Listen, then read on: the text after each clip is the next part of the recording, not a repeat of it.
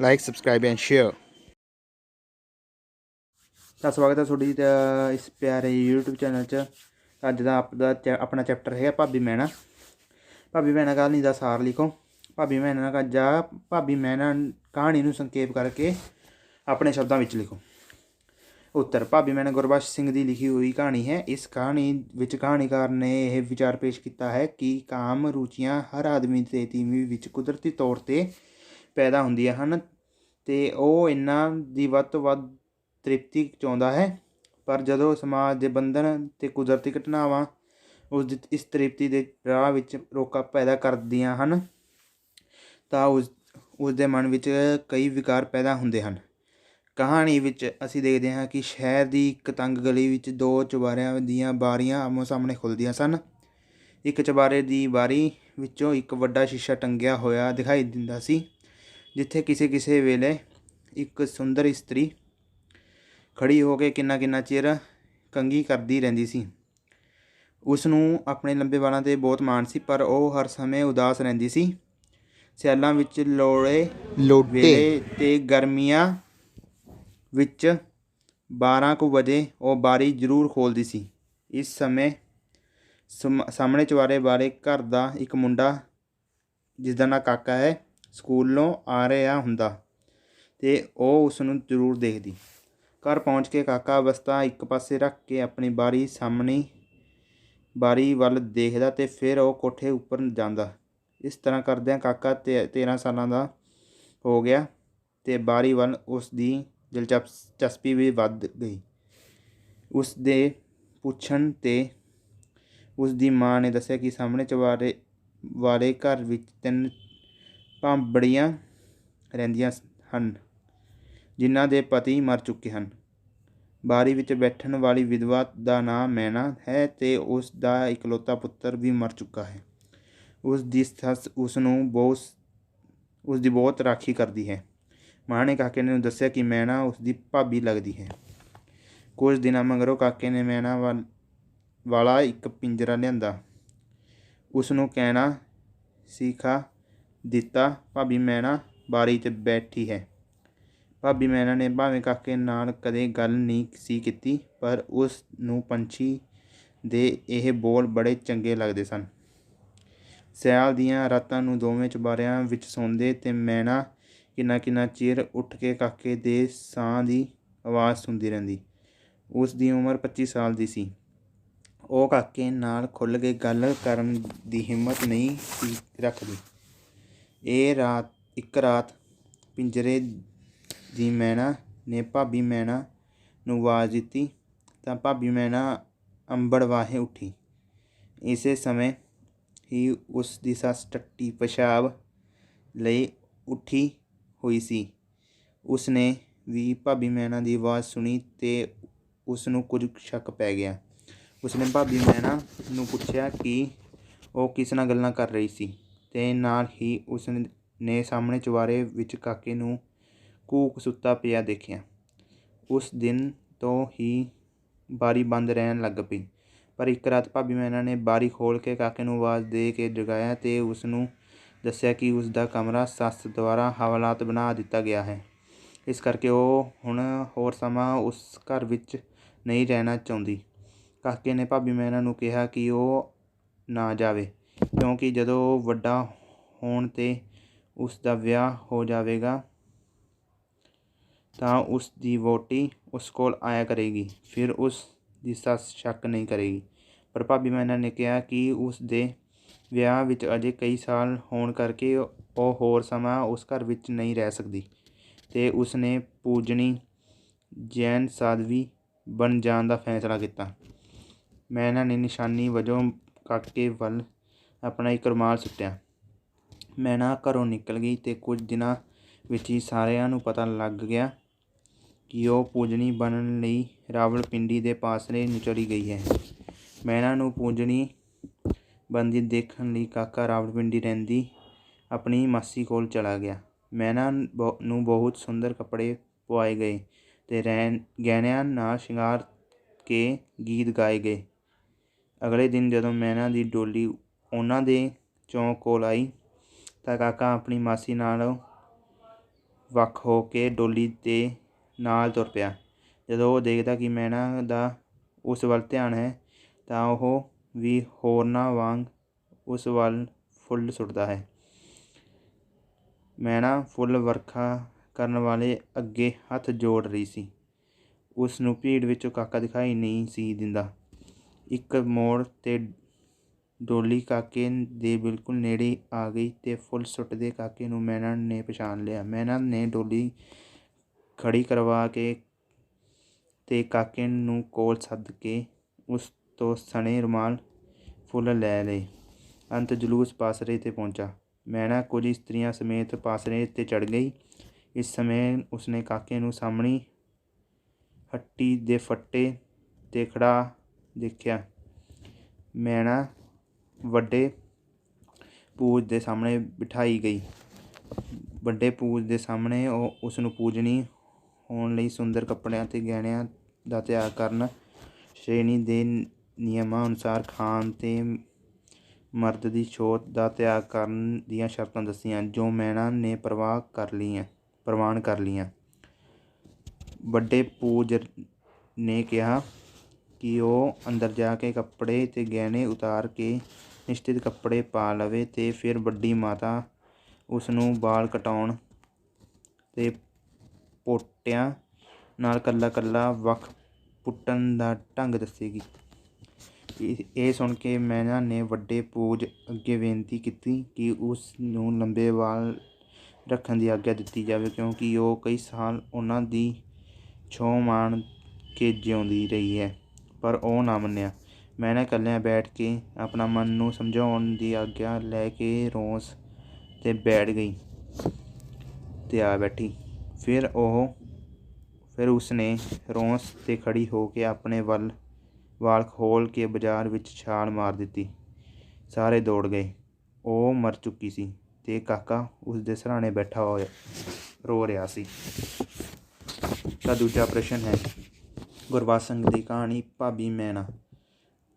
ਕਹਾਣੀ ਦਾ ਵਿਸ਼ਾ ਵਸਤੂ ਕੀ ਹੈ, ਸਪਸ਼ਟ ਕਰੋ। ਜਾਂ ਭਾਬੀ ਮੈਨਾ ਕਹਾਣੀ ਸੰਬੰਧ ਆਪਣੇ ਵਿਚਾਰ ਬਿਆਨ ਕਰੋ। ਭਾਬੀ ਮੈਨਾ ਕਹਾਣੀ ਗੁਰਬਖਸ਼ ਸਿੰਘ ਪ੍ਰੀਤਲੜੀ ਦੀ ਰਚਨਾ ਹੈ। ਇਸ ਕਹਾਣੀ ਦਾ ਵਿਸ਼ਾ ਮਨੁੱਖ ਦੀ ਕਾਮ ਰੁਚੀ ਦੀ ਅਤ੍ਰਿਪਤੀ ਤੋਂ ਪੈਦਾ ਹੋਣ ਵਾਲੇ ਮਾਨਸਿਕ ਵਿਕਾਰ ਹਨ, ਜੋ ਬੰਧਨਾਂ ਵਿੱਚ ਜਕੜੀ ਵਿਧਵਾ ਇਸਤਰੀ ਲਈ ਵਧੇਰੇ ਮਾਰੂ ਸਿੱਧ ਹੁੰਦੇ ਹਨ। ਕਹਾਣੀ ਵਿੱਚ ਅਸੀਂ ਦੇਖਦੇ ਹਾਂ ਕਿ ਭਾਬੀ ਮੈਨਾ ਦਾ ਪਤੀ ਮਰ ਚੁੱਕਾ ਹੈ ਅਤੇ ਬੱਚਾ ਵੀ ਜਿਉਂਦਾ ਨਹੀਂ ਰਿਹਾ। ਉਸ ਦੀ ਸੱਸ ਉਸ ਉੱਤੇ ਕਰੜੀ ਨਜ਼ਰ ਰੱਖਦੀ ਹੈ। ਫਲਸਰੂਪ ਉਸ ਨੂੰ ਘਰ ਦੇ ਪਿੰਜਰੇ ਵਿੱਚ ਬੰਦ ਰਹਿਣਾ ਪੈਂਦਾ ਹੈ। ਉਹ ਘਰੋਂ ਬਾਹਰ ਨਹੀਂ ਨਿਕਲਦੀ, ਕਿਸੇ ਨਾਲ ਉਸਦਾ ਮੇਲ ਮਿਲਾਪ ਨਹੀਂ। ਬੇਸ਼ੱਕ ਘਰ ਵਿੱਚ 2 ਹੋਰ ਵਿਧਵਾ ਇਸਤਰੀਆਂ ਵੀ ਹਨ, ਪਰ ਉਸ ਦਾ ਮਨ ਕਿਸੇ ਮਰਦ ਦੀ ਸ਼ਕਲ ਦੇਖਣ ਅਤੇ ਛੋਹ ਪ੍ਰਾਪਤ ਕਰਨ ਲਈ ਬਹੁਤਾ ਬੇਚੈਨ ਰਹਿੰਦਾ ਹੈ।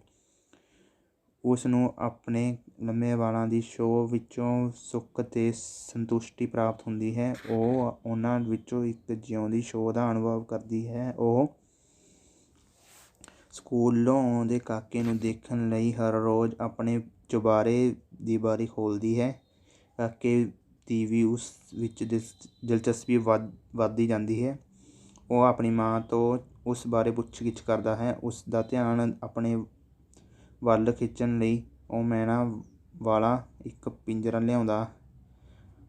ਲੈ ਆਉਂਦਾ ਹੈ ਅਤੇ ਉਸ ਨੂੰ ਕਹਿਣਾ ਸਿਖਾ ਦਿੰਦਾ ਹੈ, ਭਾਬੀ ਮੈਨਾ ਬਾਰੀ 'ਚ ਬੈਠੀ ਏ। ਭਾਬੀ ਮੈਨਾ ਬਾਰੀ 'ਚ ਬੈਠੀ ਏ। ਭਾਬੀ ਮੈਨਾ ਨੂੰ ਪੰਛੀ ਦੀ ਆਵਾਜ਼ ਸੁਣਾਈ ਦਿੰਦੀ ਹੈ। ਉਹ ਬਾਰੀ ਖੋਲ੍ਹ ਕੇ ਸੁੱਤੇ ਪਏ ਕਾਕੇ ਨੂੰ ਦੇਖਦੀ ਹੈ ਅਤੇ ਉਸ ਦੇ ਸਾਹਾਂ ਦੀ ਆਵਾਜ਼ ਸੁਣਦੀ ਹੈ। ਉਹ ਆਪਣੀ ਬਾਰੀ ਵਿੱਚੋਂ ਉਸ ਦੀ ਬਾਰੀ ਤੱਕ ਪਹੁੰਚ ਕੇ ਉਸ ਦੇ ਕੋਲ ਜਾਣਾ ਚਾਹੁੰਦੀ ਹੈ। ਉਸ ਦੀ ਸੱਸ ਨੂੰ ਉਸ ਦੇ ਚਰਿੱਤਰ ਉੱਤੇ ਸ਼ੱਕ ਹੋ ਜਾਂਦਾ ਹੈ। ਉਹ ਬਾਰੀ ਨੂੰ ਜਿੰਦਾ ਲਾ ਦਿੰਦੀ ਹੈ ਅਤੇ ਭਾਬੀ ਮੈਨਾ ਨੂੰ ਪੂਰੀ ਤਰ੍ਹਾਂ ਕੈਦ ਕਰ ਦਿੰਦੀ ਹੈ। ਭਾਬੀ ਮੈਨਾ ਦੇ ਮਨ ਵਿੱਚ ਇਹਨਾਂ ਬੰਧਨਾਂ ਦੇ ਵਿਰੁੱਧ ਬਗਾਵਤ ਦੇ ਭਾਵ ਪੈਦਾ ਹੁੰਦੇ ਹਨ। ਉਹ ਇਹਨਾਂ ਨੂੰ ਤੋੜ ਕੇ ਬਾਹਰ ਨਿਕਲ ਜਾਣਾ ਚਾਹੁੰਦੀ ਹੈ। ਫਲਸਰੂਪ ਇੱਕ ਰਾਤ ਉਹ ਸੱਸ ਤੋਂ ਚੋਰੀ ਆਪਣੀ ਬਾਰੀ ਦਾ ਜਿੰਦਾ ਖੋਲ੍ਹ ਕੇ ਸਾਹਮਣੇ ਚੁਬਾਰੇ ਵਿੱਚ ਸੁੱਤੇ ਪਏ ਕਾਕੇ ਨੂੰ ਜਗਾਉਂਦੀ ਹੈ ਅਤੇ ਤੇ ਉਸ ਨੂੰ ਨਿਸ਼ਾਨੀ ਵਜੋਂ ਆਪਣਾ ਰੁਮਾਲ ਦਿੰਦੀ ਹੋਈ ਉਸ ਨੂੰ ਆਪਣਾ ਪੂਜਨੀ ਬਣਨ ਤੇ ਘਰ ਛੱਡਣ ਦਾ ਫੈਸਲਾ ਦੱਸਦੀ ਹੈ। ਕਾਕਾ ਉਸ ਨੂੰ ਇਸ ਫੈਸਲੇ ਨੂੰ ਠੀਕ ਨਹੀਂ ਸਮਝਦਾ। ਪਿੱਛੋਂ ਜਦੋਂ ਉਸ ਨੂੰ ਪਤਾ ਲੱਗਦਾ ਹੈ ਕਿ ਮੈਨਾ ਪੂਜਨੀ ਬਣਨ ਲਈ ਰਾਵਲਪਿੰਡੀ ਦੇ ਪਾਸਰੇ ਚਲੀ ਗਈ ਹੈ ਤਾਂ ਉਹ ਉਸ ਨੂੰ ਪੂਜਨੀ ਬਣਦੀ ਦੇਖਣ ਲਈ ਉੱਥੇ ਪੁੱਜ ਜਾਂਦਾ ਹੈ। ਜਦੋਂ ਮੈਨਾ ਦੀ ਡੋਲੀ ਨਿਕਲ ਰਹੀ ਸੀ ਤਾਂ ਉਸ ਨੇ ਕਾਕੇ ਦੇ ਹੱਥ ਨਾਲ ਹੱਥ ਛੁਆ ਕੇ ਉਸ ਤੋਂ ਫੁੱਲ ਲੈ ਲਏ ਤੇ ਨਾਲ ਹੀ ਉਸ ਦਾ ਉਹ ਰੁਮਾਲ ਵੀ ਜਿਸ ਵਿੱਚ ਉਸ ਨੇ ਫੁੱਲ ਪਾਏ ਹੋਏ ਸਨ। ਫਿਰ ਜਦੋਂ ਵੱਡੇ ਪੂਜ ਨੇ ਉਸ ਨੂੰ ਪੂਜਨੀ ਬਣਨ ਲਈ ਨਿਯਮ ਦੱਸੇ ਤਾਂ ਉਸ ਨੇ ਸਾਰੇ ਮਨਜ਼ੂਰ ਕਰ ਲਏ। ਪਰ ਜਦੋਂ ਉਸ ਨੇ ਉਸ ਨੂੰ ਆਪਣੀ ਵਾਲ ਕਟਾਉਣ ਤੇ ਪੁੱਟਣ ਲਈ ਕਿਹਾ ਤਾਂ ਉਹ ਇਸ ਲਈ ਤਿਆਰ ਨਾ ਹੋ ਸਕੀ ਕਿਉਂਕਿ ਉਸ ਦੇ ਬੇਰਸੇ ਜੀਵਨ ਵਿੱਚ ਉਸ ਦੇ ਲੰਮੇ ਵਾਲ ਹੀ ਉਸ ਲਈ ਇੱਕ ਜਿਉਂਦੀ ਛੋਹ ਹਨ ਜਿਸ ਨੂੰ ਪ੍ਰਾਪਤ ਕਰਕੇ ਉਹ ਕੁਝ ਮਾਨਸਿਕ ਚੈਨ ਪ੍ਰਾਪਤ ਕਰਦੀ ਸੀ। ਉਸ ਨੇ ਆਪਣੇ ਲੰਮੇ ਵਾਲਾਂ ਦੀ ਛੋਹ ਤੋਂ ਬਿਨਾਂ ਆਪਣਾ ਜਿਉਣਾ ਨਿਰਾਰਥਕ ਸਮਝਿਆ ਅਤੇ ਉਹ ਸੋਚਣ ਦਾ ਵਕਤ ਲੈ ਕੇ ਰੋਸ ਤੋਂ ਹੇਠਾਂ ਡਿੱਗ ਕੇ ਮਰ ਗਈ।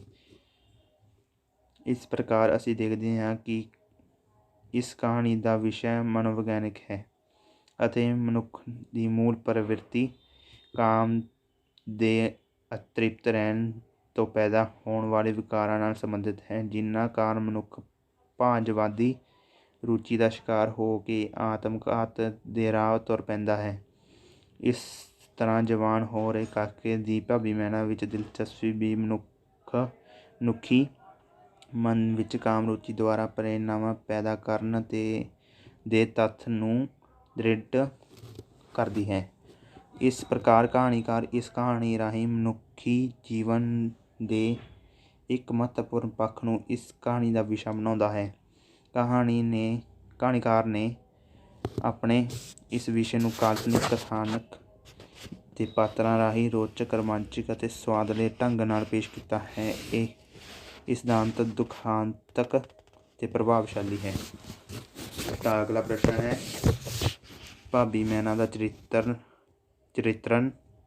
ਚਰਿਤਰਨ ਕਰੋ। ਭਾਬੀ ਮੈਨਾ ਕਹਾਣੀ ਦੀ ਮੁੱਖ ਪਾਤਰ ਭਾਬੀ ਮੈਨਾ ਕਹਾਣੀ ਦੀ ਮੁੱਖ ਪਾਤਰ ਹੈ। ਭਾਬੀ ਮੈਨਾ ਵਿਧਵਾ ਸੀ। ਪਤੀ ਦੇ ਮਰਨ ਮਗਰੋਂ ਉਸ ਨੇ ਇੱਕ ਮੋਏ ਬਾਲ ਨੂੰ ਜਨਮ ਦਿੱਤਾ। ਉਹ ਘਰ ਦੇ ਇੱਕ ਛੋਟੇ ਚੁਬਾਰੇ ਵਿੱਚ ਰਹਿੰਦੀ ਸੀ। ਉਸਦੀ ਰੰਡੀ ਸੱਸ ਵੀ ਉਸ ਨਾਲ ਰਹਿੰਦੀ ਸੀ। ਉਹ ਜਵਾਨ, ਸੁਨੱਖੀ ਤੇ ਲੰਮੀ ਸੀ। ਉਸਦੀਆਂ ਅੱਖਾਂ ਦੀ ਦਿੱਖ ਮਿੱਠੀ ਤੇ ਉਦਾਸ ਸੀ। ਉਸਦੇ ਵਾਲ ਬਹੁਤ ਲੰਮੇ ਸਨ। ਉਹ ਇੱਕ ਕੁੰਠਿਤ ਆਤਮਾ ਸੀ। ਉਸਦਾ ਕਾਕੇ ਨਾਲ ਤੇ ਆਪਣੇ ਵਾਲਾਂ ਨਾਲ ਬਹੁਤ ਪਿਆਰ ਸੀ। ਸੱਸ ਦੇ ਵਰਤਾਓ ਤੋਂ ਤੰਗ ਆ ਕੇ ਉਸ ਨੇ ਪੂਜਨੀ ਬਣਨ ਦਾ ਫੈਸਲਾ ਕਰ ਲਿਆ।